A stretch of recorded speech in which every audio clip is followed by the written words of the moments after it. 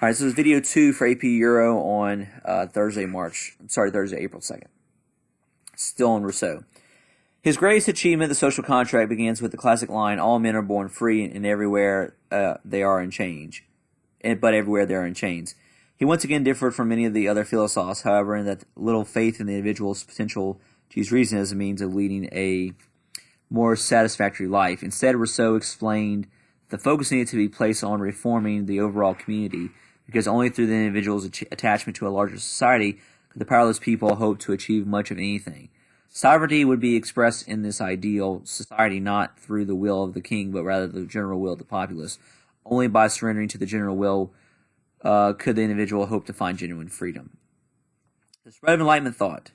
Although rooted in France over the course of the 18th century, the Enlightenment spread to other parts of Europe. The greatest figure of the German Enlightenment, Immanuel Kant, argued in his Critique of Pure Reason against the idea that all knowledge was empirical, since the mind shapes the world through its unique experiences.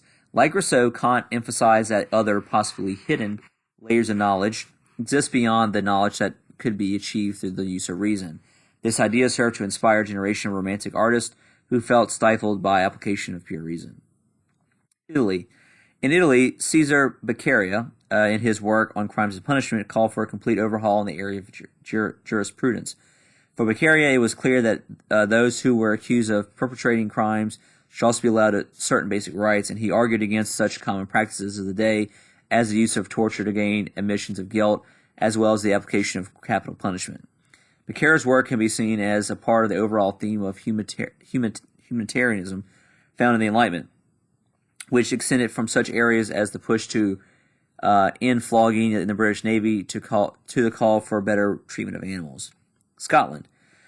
One of the most vibrant intellectual centers of the 18th century was Scotland, a place that hereto had not been a center of European intellectual life. The philosopher David Hume pushed his thinking further than French deists and delved directly into the world of atheism. In Inquiry into Human Nature, Hume cast complete doubt on revealed religion, arguing that no empirical evidence supported the existence of those miracles that stood at the heart of Christian tradition. Another Scottish author, Edward Gibbon, reflected the growing interest in his history that was first seen during the Enlightenment with his monumental work, Decline and Fall of the Roman Empire. His work criticized Christianity in that he viewed within the Roman Empire as a social phenomenon rather than a divine interference. He also asserted that if Christianity weakened the vibrancy of the empire and contributed to its downfall. The Scottish Enlightenment also made a huge impact on economic thought through the work of Adam Smith, a professor at the University of Glasgow. In 1776, Smith published the Inquiry into the Nature and Causes of the Wealth of Nations, in which he argued against mercantilism, a term that refers to the system of navigation acts, tariffs, and monopolies that stood as the economic underpinnings for most of the nations of Europe. Smith also became associated with the concept of laissez-faire, literally to leave alone, as he argued that the individual should be free to pursue economic gain without being restricted by the state. Rather than producing economic anarchy, such a system would be self-regulating, as if controlled by an invisible hand, which would lead to meeting supply and demand. Smith's thinking proved influential for both the Manchester School of Economics in England and physiocrats in France. Okay, women in the Enlightenment. Women figured prominently in the Enlightenment. Most of the Parisian salons were organized by women. At times, these wealthy and aristocratic individuals would use their social and political connections to help the philosophers avoid trouble with the authorities, or perhaps aid them in receiving some sort of government sinecure to allow them greater freedom to work. Perhaps surprisingly, given the great help that women proffered to the philosophers, these male thinkers, for the most part, were not tremendous advocates of the rights and abilities of women. The encyclopedia barely bothered to address the condition of women, although the work may have never reached the reading public without the aid of Marquise de Pompadour, Louis XV's mistress, who played a critical role in helping Diderot avoid censorship. Some writers were more sympathetic to women's issues than others. Montesquieu, in his Persian letters, included a discussion of the restrictive nature of the Eastern harem, which by implication was a criticism of the treatment of women in Western Europe. Rousseau, on the other hand, while radical on many issues, was an advocate of the idea that men and women occupy separate spheres and that women should not be granted an equal education of men. By the end of the century, inspired partially by the French Revolution and partially by the Enlightenment, the English woman Mary Wollstonecraft wrote in her Vindication of the Rights of Women that women should enjoy the right to vote as well as hold political office, the first openly published statement of such ideas. Alright, they have a little chart here about learning the major names of the Enlightenment, then it goes into European powers in the Enlightenment Age. The 18th century witnessed a number of significant developments for the European nation-states. Two major powers, Prussia and Russia, emerged over the course of the century, while Austria and France and Great Britain adjusted to changing political, economic, and social circumstances. The century would also be noteworthy for the monarchs who sought to govern using ideas taken from the writings of the French philosophes. Rulers such as Catherine the Great of Russia, Joseph II of Austria, and Frederick II of Prussia are generally referred to as the enlightened absolutists. They could safely toy with the ideas of philosophes without threatening their own power because most of the philosophes were not republicans, but were believers in monarchical authority, although they felt that the power of the monarchy would be wielded in a more rational manner. These monarchs found that the writings of philosophers on economics and education could mesh with their own desires to enhance the power of their states within the community of European nations and their personal authority within the state. What made this even more appealing for these enlightened absolutists was that this would be achieved at the expense of those elements in society, such as nobility of the church, that had previously stood in the way of the centralizing tendencies. Hang on just a second. I'm going to look at some of these upcoming topics because I think we're skipping. There's some stuff that I'm realizing that's getting skipped. No, maybe we're okay. Okay. Prussia and Austria.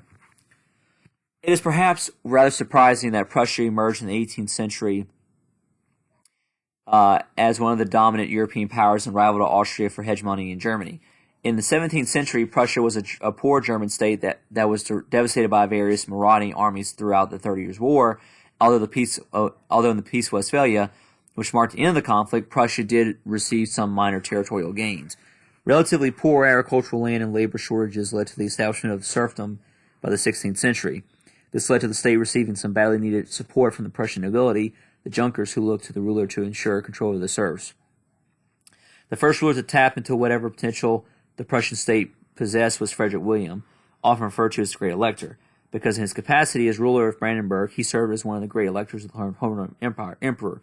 Because his state consisted of 3 non-contiguous chunks of land without natural borders, Frederick William wanted to build an army, as he was without significant resources of his own.